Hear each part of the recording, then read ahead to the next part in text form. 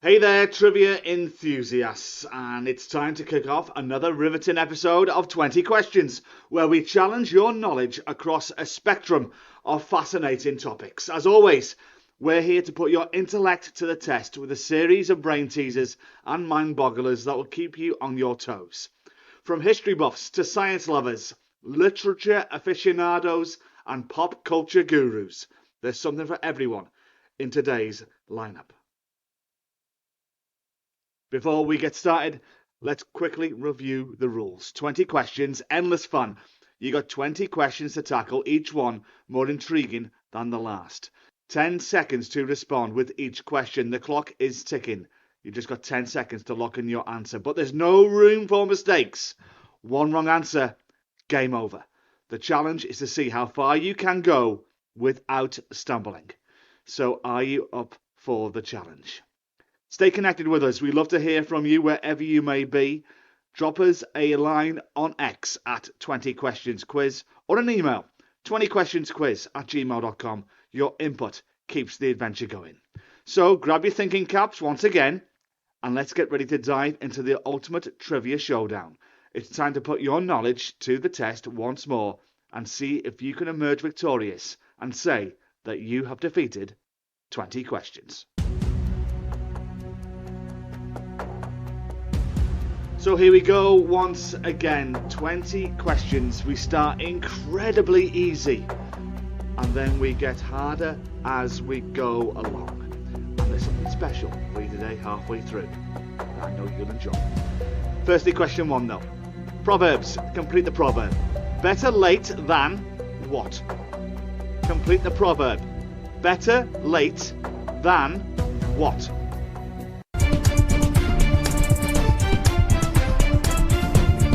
5, 4, 3, 2, 1.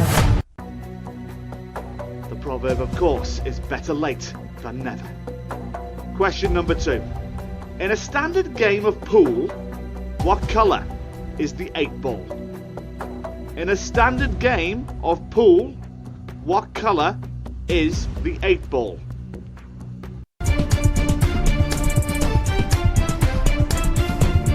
5, 4, 3, 2, 1. In a standard game of pool, the 8 ball is typically black. Question number 3. Macaroni, penne, rigatoni and linguine are all types of what foodstuff? Macaroni, penne, rigatoni and linguine are all types of what foodstuff?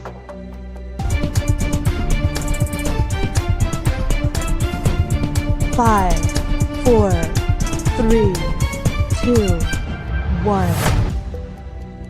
Macaroni, penne, rigatoni and linguine are all types of pasta. To question 4, and what colour would you get if you mixed red with white? What colour would you get if you mixed red with white?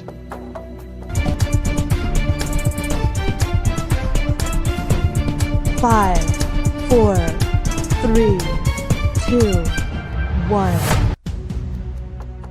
If you mix red with white, you would typically get a shade of pink, depending on the proportions of each colour. Question number 5. In which country is the kilt part of the national dress? In which country is the kilt part of the national dress?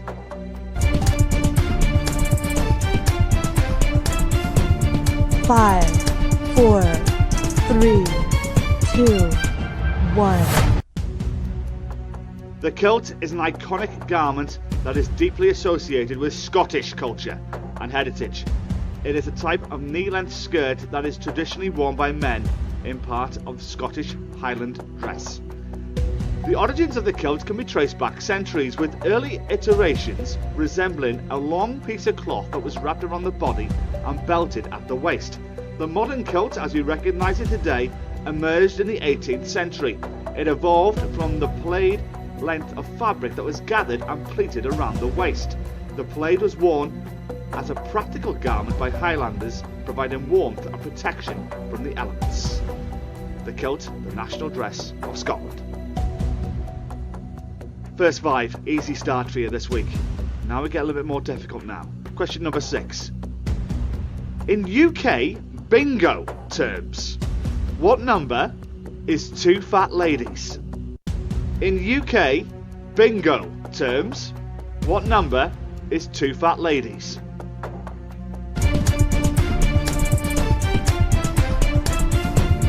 Five, 4, 3, 2, 1. In UK bingo terms, 2 fat ladies refers to the number 88. It's a playful nickname given to this number because of the resemblance of 2 rotund figures standing side by side. Question number 7. If you're listening to the first time this week, we're going to be saying a question that was in the news this week, as it were. Congratulations to Scotty Scheffler, the winner of the US Masters this week. And our question is in regard to that great tournament. Question number 7 of 20 is this. What name did the writer Herb Warren call the 11th, 12th and 13th holes on Augusta National Golf Club as he thought prayer was needed? What name did the writer Herb Warren call the 11th, 12th and 13th holes on Augusta National Golf Club as he thought prayer was needed?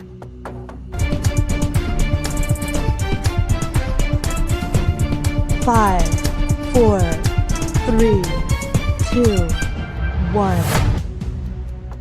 Herb Warren, a golf writer, famously referred to the 11th, 12th and 13th holes at Augusta National Golf Club as Amen Corner. This term has become widely recognised in the world of golf and is often used to describe this particular stretch of holes at the Masters tournament held annually at Augusta National. The name Amen Corner reflects the idea that these 3 holes, known for their difficulty and potential to dramatically impact a player's score, require divine intervention or prayer to navigate successfully. Question number 8. George Stubbs was famous for painting which kind of animals? George Stubbs was famous for painting which kind of animals?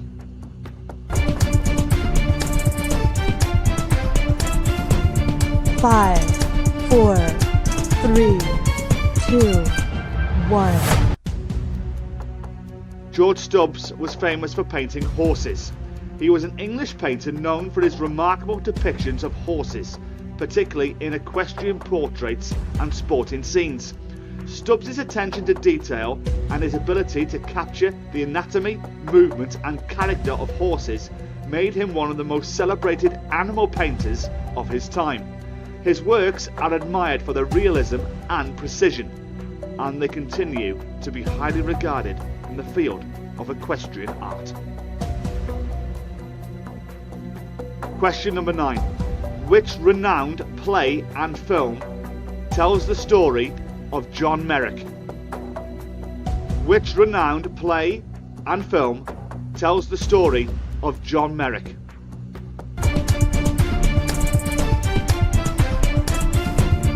Five, 4, 3, 2, 1. The renowned play and film that tells the story of John Merrick is The Elephant Man.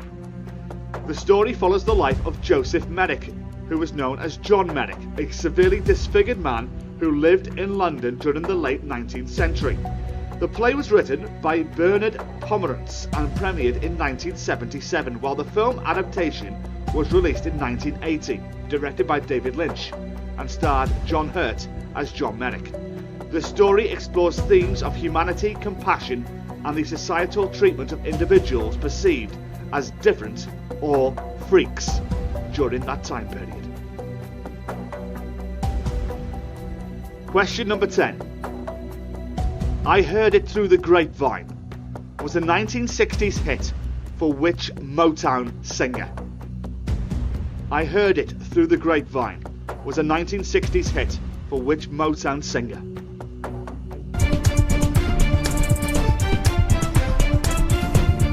5, 4, 3, 2, 1.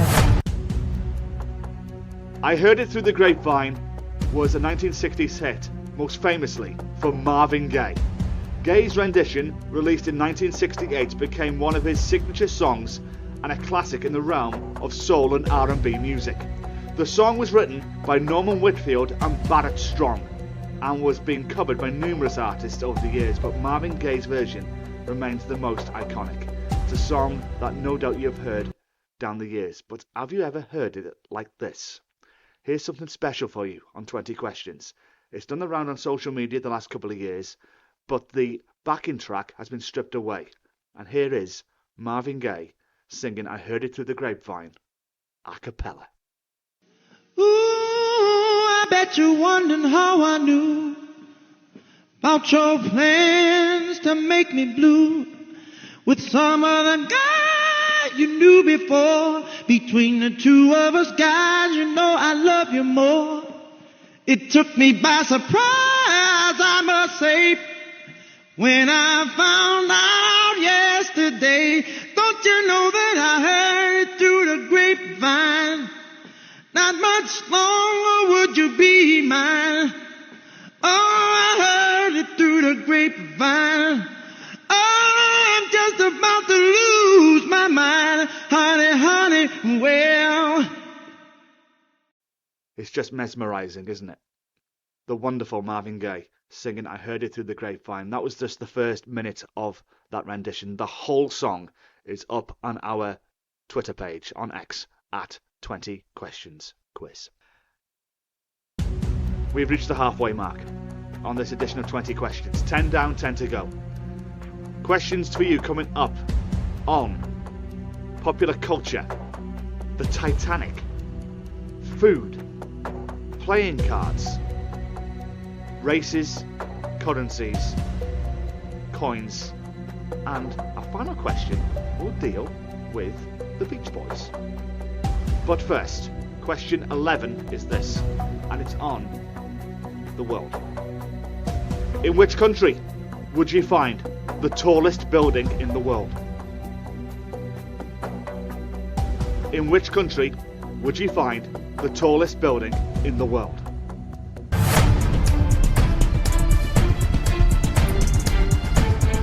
Five, 4, 3, 2,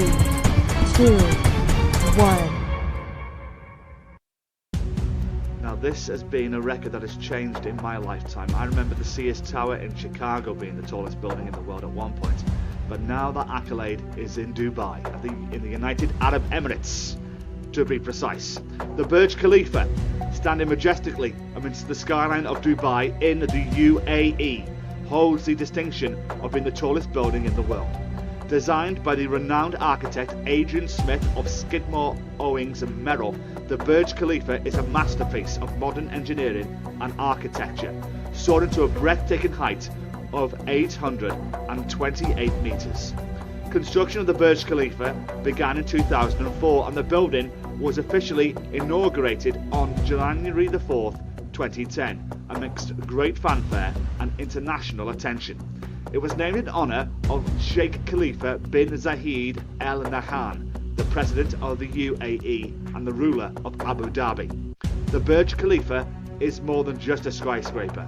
It is a symbol of Dubai's ambition, innovation and vision for the future. Its sleek, futuristic design incorporates elements of Islamic architecture, paying homage to the region's cultural heritage while embracing cutting-edge technology and design principles. Question number 12. Now, if you've seen the film in the last 12 months, I think you'll get this straight away. If you haven't, you're in trouble.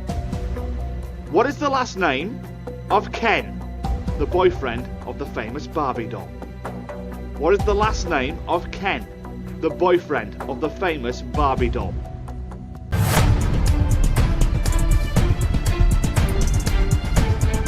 Five, 4, 3, 2, 1. Ken Carson is the iconic boyfriend of the equally famous Barbie doll. and together they form one of the most recognisable couples in the world of toys. Ken, produced by the American toy company Mattel, made his debut in 1961, just 2 years after Barbie was introduced. Ken's last name, Carson, is less emphasised in marketing and storytelling compared to Barbie's full name, but it is widely accepted in Barbie lore. As a fictional character, Ken has evolved over the years to reflect changing cultural norms and fashion trends. Originally conceived as a wholesome, all-American boyfriend for Barbie, Ken has since undergone numerous transformations in terms of appearance, occupation, and his personality. Question 13 deals with food and Japan. Beginning in 1974, millions of people in Japan celebrate Christmas by eating food from which famous restaurant chain? Beginning in 1974, millions of people in Japan celebrate Christmas by eating food from which famous restaurant chain?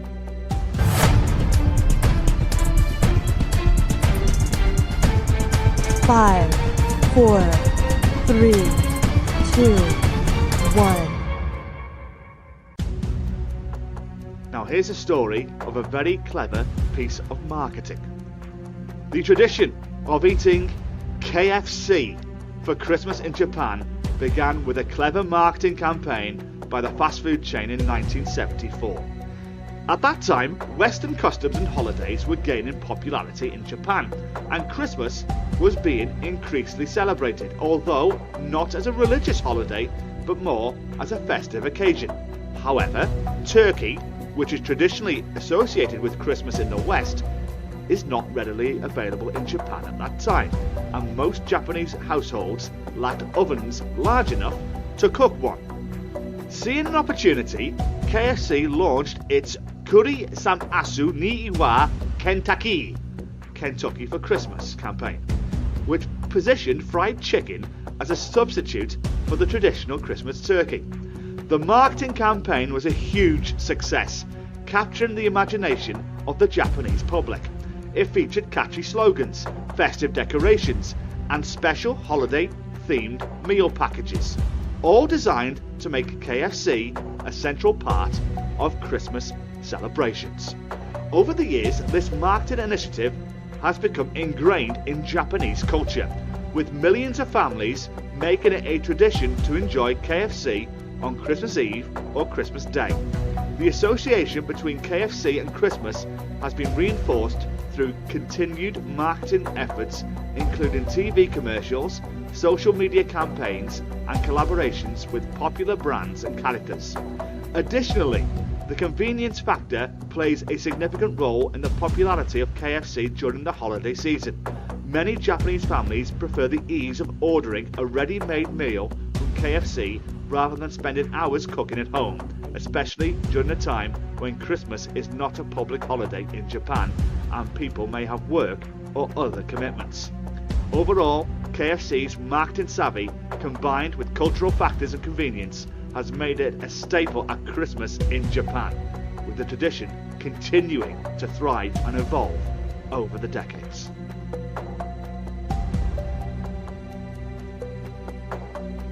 Question 14. In a standard pack of playing cards, every king is shown to be holding a sword, except the King of Diamonds, who is holding what? In a standard pack of playing cards, every king is shown to be holding a sword, except the King of Diamonds, who is holding what?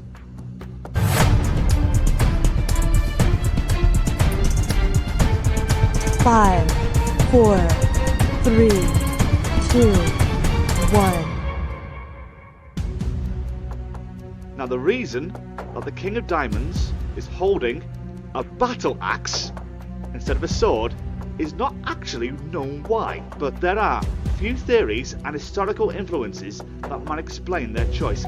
Now it could be historical, Some interpretations, the King of Diamonds is associated with Julius Caesar, and according to this theory, the axe may symbolise Caesar's status as a military leader or ruler. This association with Caesar could explain why the King of Diamonds is depicted with an axe rather than a sword. Now, some also think it's a cultural symbol. The choice of an axe for the King of Diamonds could also be rooted in cultural symbolism and traditional imagery. Axes have been used throughout history as tools for cutting and shaping, and they may carry connotations of strength, power, and authority. These qualities could align with a depiction of a king in a deck of cards, and some feel it might be an artistic variation. Over time, different artists and card manufacturers have produced variations of playing cards, each with their own artistic interpretation, and the depiction of the King of Diamonds with an axe simply may be a result of artistic variation. Regardless of this specific reason, the depiction of the King of Diamonds with an axe adds to the element of distinctness and intrigue in the traditional deck of playing cards, inviting speculation and curiosity about its origins. That's what I could find out about it. If you know better as the reason why there is an axe on a standard pack of playing cards, get in touch with me on Twitter at 20 Questions Quiz. Question 15. This is one you have to go back to your encyclopedic knowledge to get right in 10 seconds. Who was President of the United States when the Titanic sank?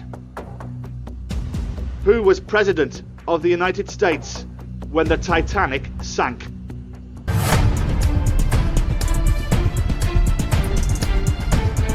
Five, 4, 3, 2, 1.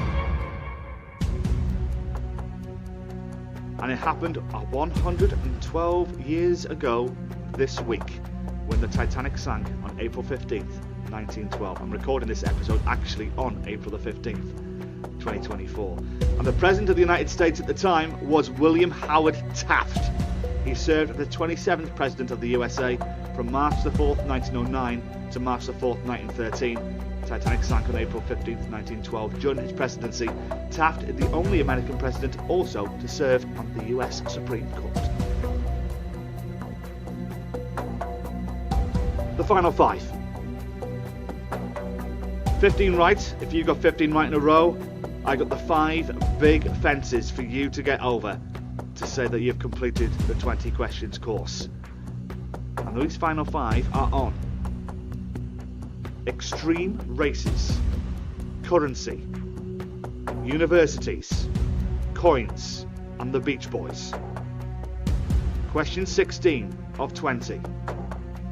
The first final 5 question deals with extreme races and champions, and it's this.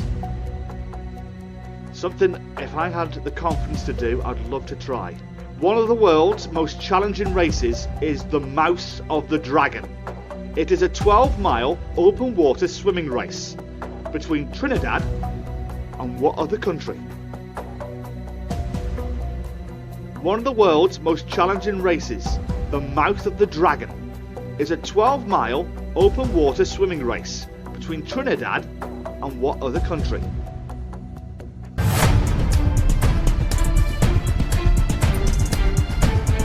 Five, 4, 3, 2,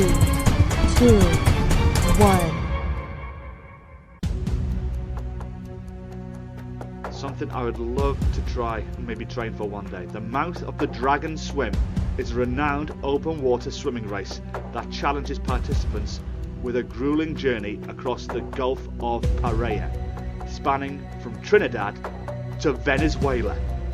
This event, named for the shape of the Gulf resembling a dragon's mouth when viewed on a map, has gained international recognition for its difficulty and allure.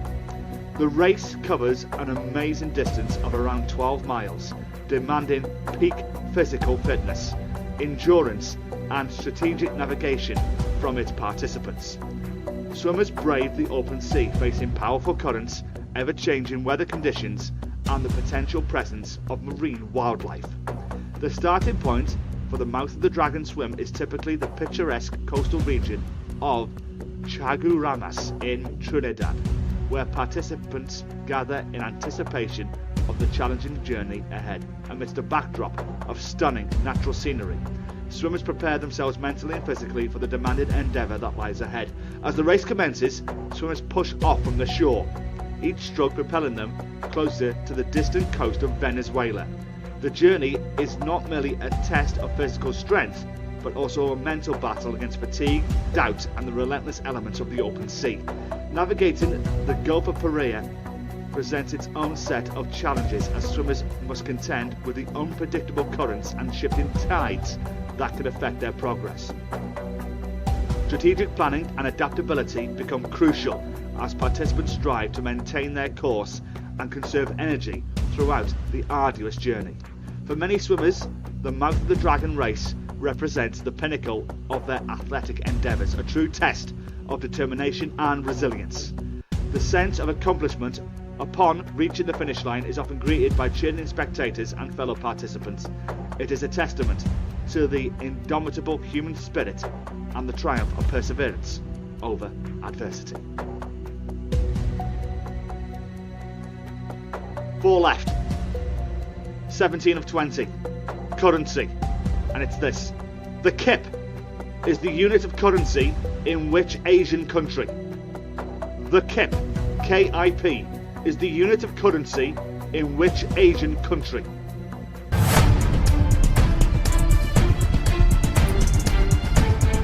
Five, 4, 3, 2, 1. The kip serves as the official currency of Laos, a landlocked country located in Southeast Asia. The word kip itself is derived from the French word piastre, which was the currency used during the French colonial period in Laos. Laos adopted the kip as its official currency after gaining independence from France in 1953.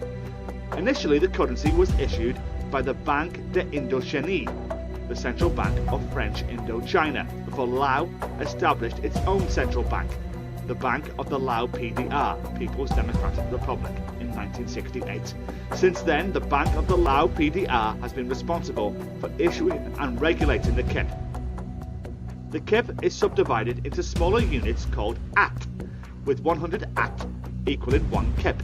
However, due to its low value, the at is rarely used in everyday transactions and prices are typically quoted in multiples of kip. The design of the kip banknotes often features images reflecting Laotian culture, history and natural beauty. These images may include landmarks, traditional clothing, wildlife and historical figures. The value of the kip has historically been subject to fluctuation due to various economic factors, including inflation and changes in government policies. In recent years, efforts have been made to stabilise the currency and promote economic growth in Laos. While the kip is the official currency of Laos, neighbouring countries such as Thailand and Vietnam are commonly accepted for larger transactions, especially in border regions where cross-border trade is prevalent. Overall, the kip remains an integral part of the economic landscape of Laos, facilitating domestic transactions and serving as a symbol of national identity and sovereignty.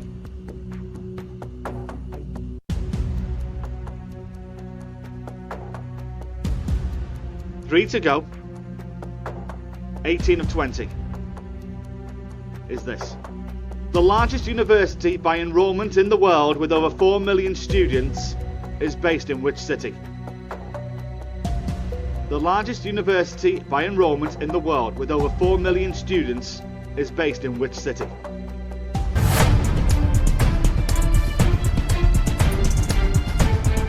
Five, 4, 3, 2, 1.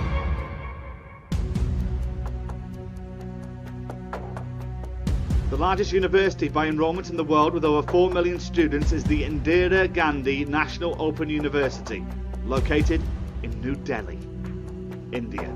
As an open university, INGOU offers distant education and flexible learning options, allowing students from all across India and around the world to pursue a wide range of undergraduate and postgraduate programs through distant learning, online courses and study centres. Its vast enrolment numbers reflect its commitment to providing accessible and affordable education to a diverse student population.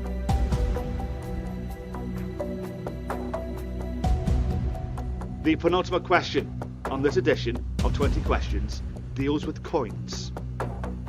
The inscription Dicus et Tuteman was on an old British £1 coin. It was taken from the work of which classic literary work?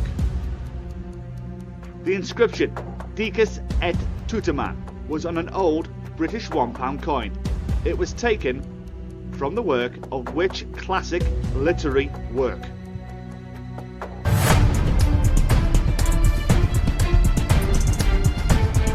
Five, 4, 3, 2, 1.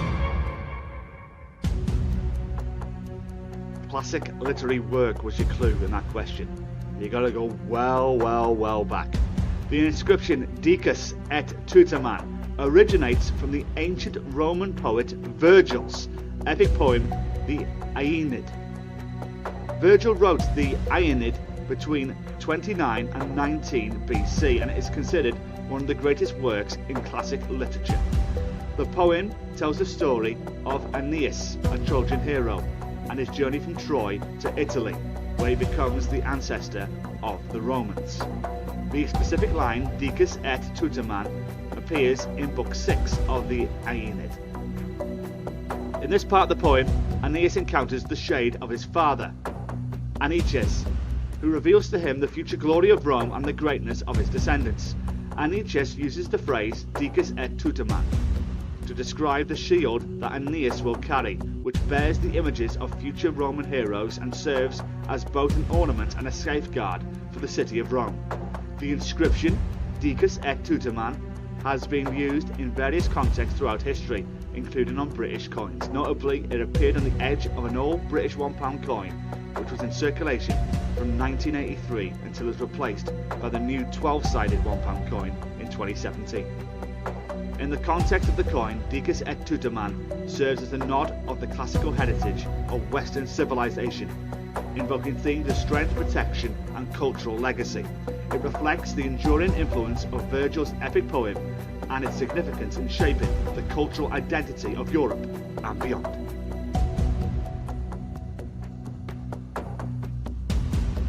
"19 down, 1 left. The final question on this edition of 20 Questions deals with the Beach Boys. In 1968, the Beach Boys recorded the song Never Learn Not to Love. It was a reworking of the song Cease to Exist, which was written by which notorious person? In 1968, the Beach Boys recorded the song Never Learn Not to Love. It was a reworking of the song Cease to Exist, which was written by which notorious person?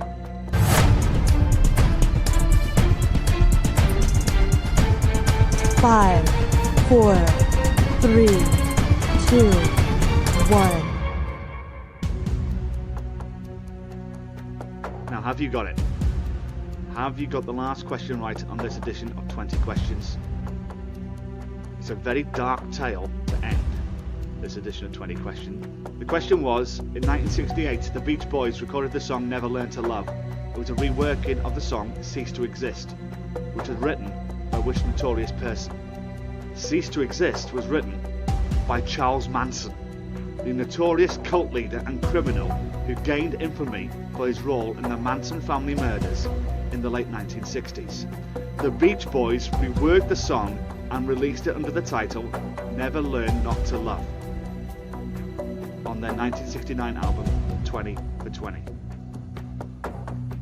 Charles Manson was a central figure in one of the most infamous crime sprees in American history. Born in 1934, Manson had a troubled upbringing, spending much of his early life in and out of prisons for various offences. During the 60s, he became a charismatic figure who attracted a following that became known as the Manson family. In August 1969, Manson and his followers carried out a series of brutal murders in LA, including the high-profile killings of actress Sharon Tate, who was 8 months pregnant at the time, and also several others.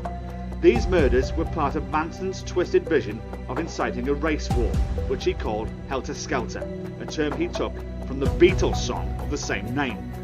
The discovery of Manson's involvement in the murders shocked the nation and led to one of the most sensational trials in American legal history. Though Manson himself did not physically commit the murders, he was found guilty of orchestrating them and was sentenced to life in prison. The connection between Manson and the Beach Boys, though, came through Dennis Wilson, one of the band's members. Wilson encountered Manson and some of his followers in 1968 and was initially impressed by Manson's musical talents. Wilson introduced Manson to the music industry and even allowed him to stay at his home for a period. During this time, Manson presented Wilson with some of his songs, including Cease to Exist. The Beach Boys reworked the song and released it as Never Learn Not to Love on their 2020 album, for which Manson is credited as the songwriter. The association between Manson and the Beach Boys became an unsettling footnote in the band's history, particularly as Manson's crimes came to light. The band distanced themselves from Manson and the music in the aftermath of the murders, but the connection remains a curious and dark chapter in the annals of rock and roll history. And there you have it. That concludes this episode of 20 Questions, a fascinating tale to end it. So how did you get on this week? Let me know on X at 20 Questions Quiz. Drop me an email. I'd love to hear from you wherever you may be in the world. 20questionsquiz@gmail.com. All the details are in the episode description wherever you are listening to this podcast around the world. Do not forget to subscribe. New episodes out every Thursday around 6 a.m. Test your friends, test your family, test your work colleagues. Let's see how far they can go on 20 questions. From me, Johnny Bryan, once again, thank you so much for your company. Till next time, I'll see you soon. Bye for now.